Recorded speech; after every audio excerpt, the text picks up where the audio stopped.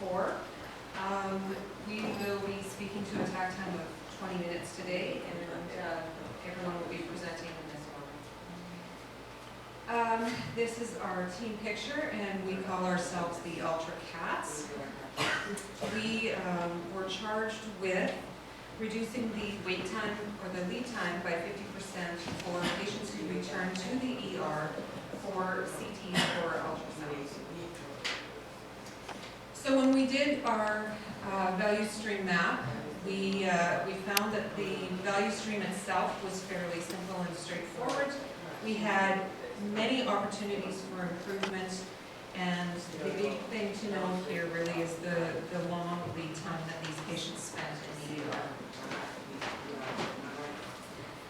So our target progress sheet, our baseline, we looked at several areas: space and inventory, and our 5S score of 1.4 are all going to be discussed in further detail by Tammy. Walking distance, part travel distance, and our quality defects, which we observe to be on average 1 per day, will be discussed in further detail by Edward. So looking at the lead time, again, of 3 hours, 40 minutes, was quite a lengthy time, and Kim and Martin are going to be explaining to you what we've done to make some improvements there, as well as when we initially looked at this, our setup and cycle times were looking at the turnover time for CT and ultrasound. So our takt time, we looked at the number of patients on average who came through the ER, and in a 24-hour period, which gave our takt time of 19 minutes, 34 seconds. Digging into some of the data a little bit, we created this chart on the average length of stay for CTES, 4 patients and 5 patients, as well as grouping them all together, and nobody waited less, or nobody was in the ER less than 2.5 hours. So on our waste walk, we also identified several areas that we could probably focus in on, and that we would certainly be looking at through the week.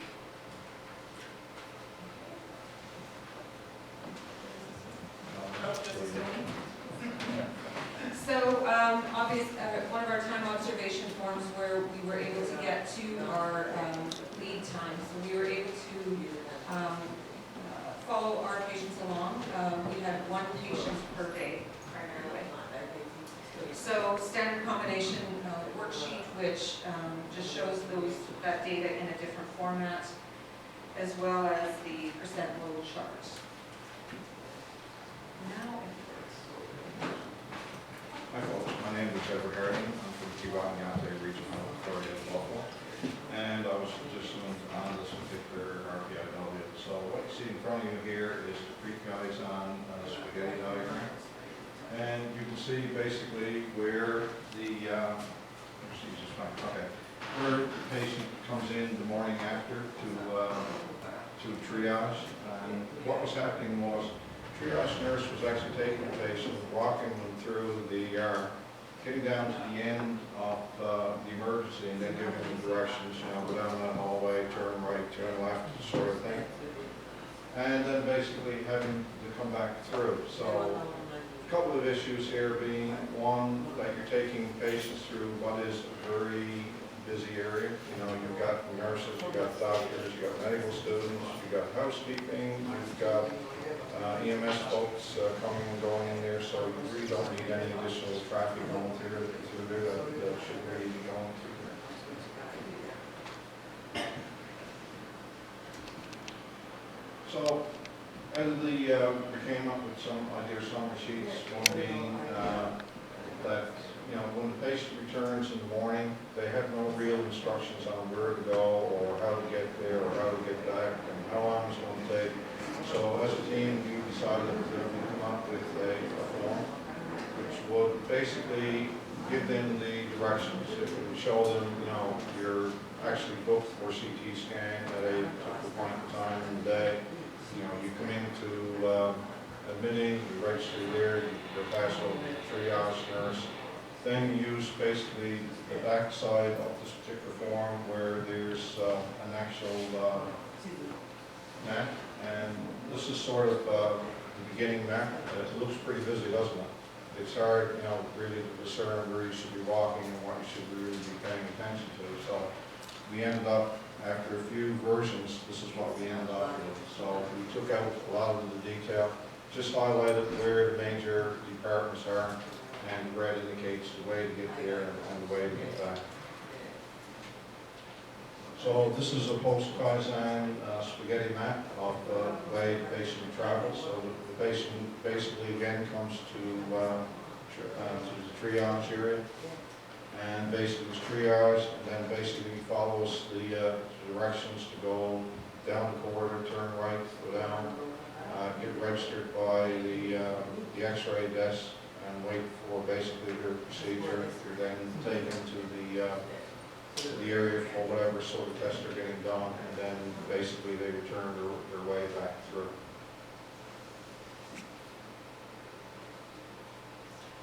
So as a result, putting the form in place, we had to train folks. So we ended up creating work standards for the admissions folks. They now have a trigger. Once they see that form, they know that this is a person returning that had been in the ER the night before, and they know that they have to pass them over to triage. And we also did the same thing for triage, created standard work there. And we also did the training. We actually trained, I think, 6 of the 9 triage nurses.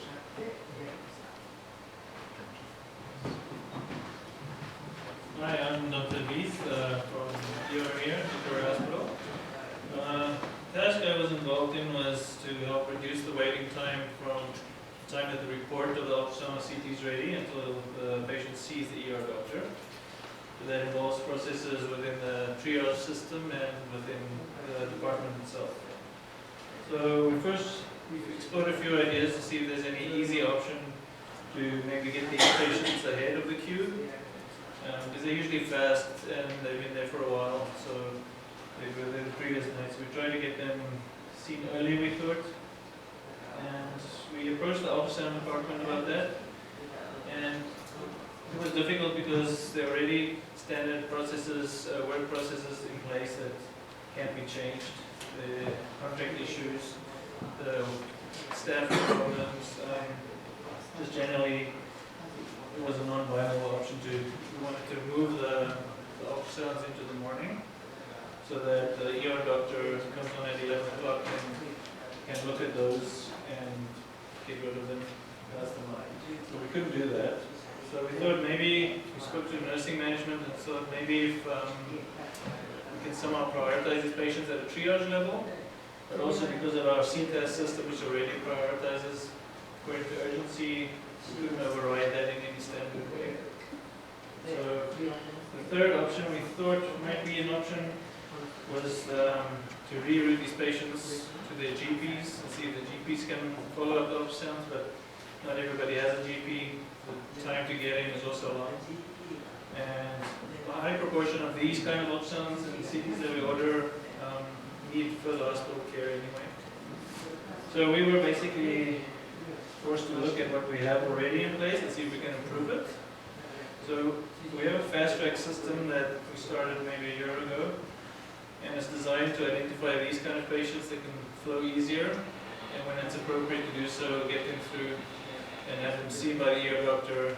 They can manage them in chairs if they have to, they don't have to get a bed. So we tried to look at our system, how's our system functioning, and we found a few issues with that. First was that some patients were poorly selected. They were too sick to be in that fast track spot where you just have to have a high turnover. They ended up staying in that spot because there's a little evaluation bed, and they ended up blocking the bed, waiting for medications, monitoring, that kind of thing, and just completely plugged up the system. The second thing was that those that could move weren't moved in time. The spot was used as a waiting area for waiting for results, waiting for labs to be drawn. They're not being moved to the beds quick enough. And the third issue was within the department, we're not always aware that priority.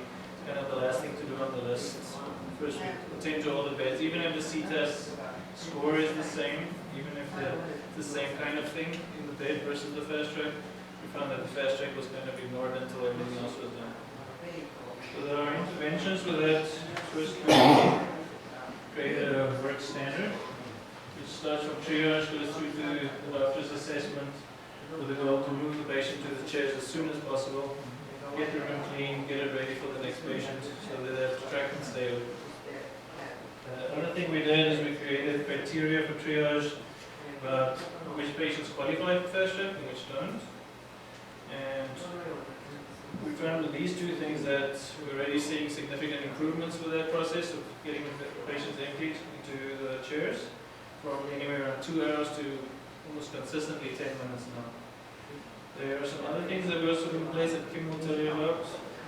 The main thing that we still need to do, that I probably have to do, is to further educate, get the fast track prioritized within the department so that we don't neglect it until last. Thanks. Hi everybody, I'm Kim Krekowitz and I'm from the Wheaton Churchill River Health Region, but on this RPIW I was participating as a participant. So as Martin said, we spent a lot of time tracking our patients and seeing what we could do to make things run a little bit more smoothly for them. There was 4 or 5 of us on the team that spent a lot of time just tracking participants and using our time observation forms. So we would actually track the patient right from the time they check in at triage. We would follow them through to their DI process, sit and watch with them while they waited for their either ultrasound or CT scan to be done. We would then follow them back to triage, where they would go through triage again, and then follow them into the ER and time how long it took them to actually be seen by the ER doctor. Oftentimes these patients only need a few minutes of the doctor's time in order to just get the results of the test they had done. I think what was key for us too was understanding that these patients had been in the ER the night before, often spent 3 or 4 or 5 hours in the ER the night before when that test was ordered. So now we're asking them to come back the next day. We want that next day time to be as quick as it can for them. So we looked at a bunch of different options. Fast track seemed to be the best option that we came up with. So as Martin identified, we have 1 fast track room in the ER, and what we wanted to develop was a couple fast track chairs. So these chairs can be used, the patients are well, they're well enough to sit in a chair, they're just waiting for test results. So we tried a few different ways to make the chairs visible in the ER, that they were designated for these fast track patients. So our first attempt here, we just tacked a sign up on the wall, had a couple chairs that aren't even both visible in the picture. As a result, you can imagine the fast track chairs were used for other things. Other patients would sit in them, the family members would sit in them. They weren't sort of set and designated. So we tried again, tried to sign up on the wall, push the chairs closer together, got a little table in between. That still wasn't working real well, so we came up with this very visible sign that says, please reserve this chair for fast track patients. And we actually applied that sign itself right to the back of the chair. So in this picture here, this is post-Kaizen, and this is working well. This is actually one of our fast track patients who was having a seat in the chair, and he agreed to let us use his picture. We got his consent. All those good things are in place. So this step-over combination sheet just shows again how much time we spent in the different various pieces of the puzzle. The place we wanted to reduce that weight most significantly was, well, the time they spent in ER. And this last one is just another representation of that same piece of information, and I'll turn it over to Tammy. Thank you. My name is Tammy Gillis, and I am the clinical nurse educator for the emergency department here in Prince Albert, and I got to be a participant in RPIW 24.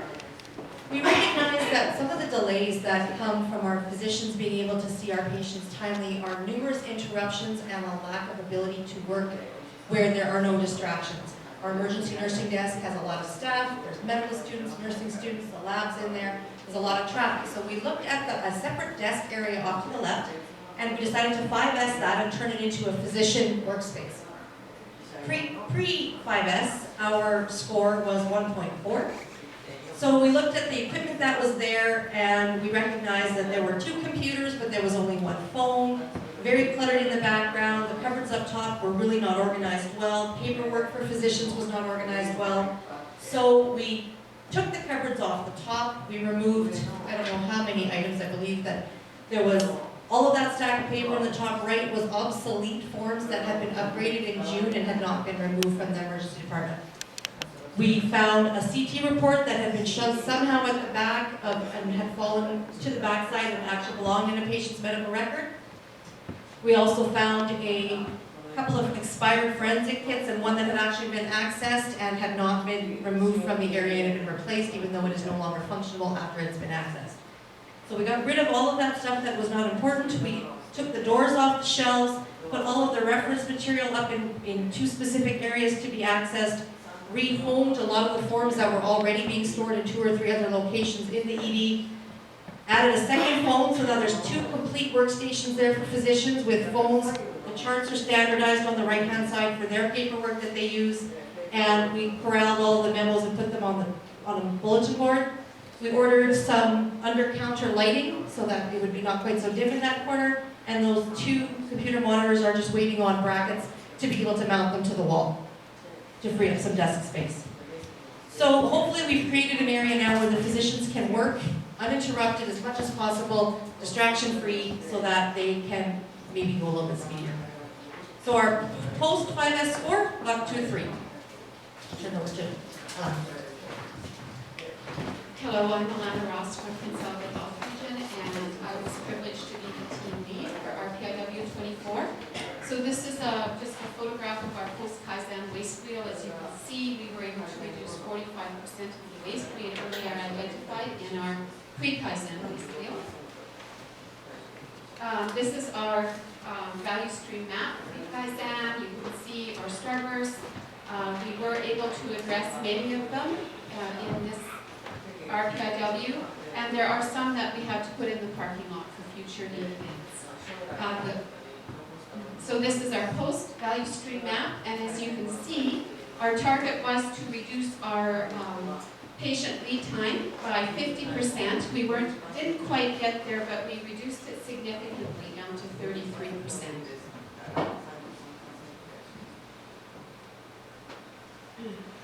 So this is our newspaper. We were able to complete many of the items that we had set out to do.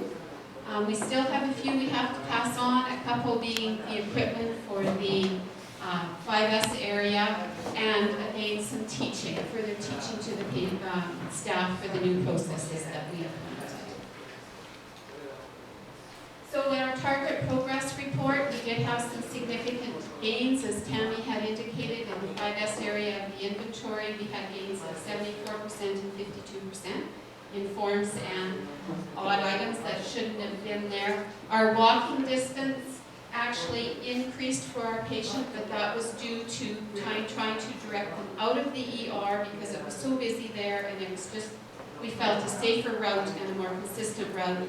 We had a defect earlier, and this actually eliminated the defect because the patient didn't get lost. Our lead time, as indicated, was reduced by 33%. Just for our setup actually moved to that fast track room. When we started, our cycle time for that room was 3 hours, so that meant we could only see 8 people over a 24-hour period. So with the changes that were implemented, we actually are able, right now we're at 13 patients that are able to go through that room in 24 hours, and our target is 32 patients. We actually exceeded our target with a couple of patients going through that room, so we know that it can be done. So we set 45 minutes as what we felt was a reasonable time to do that.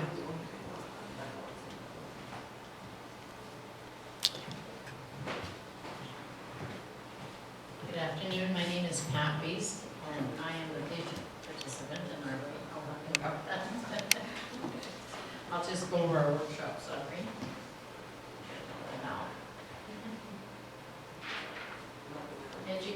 Education for patients.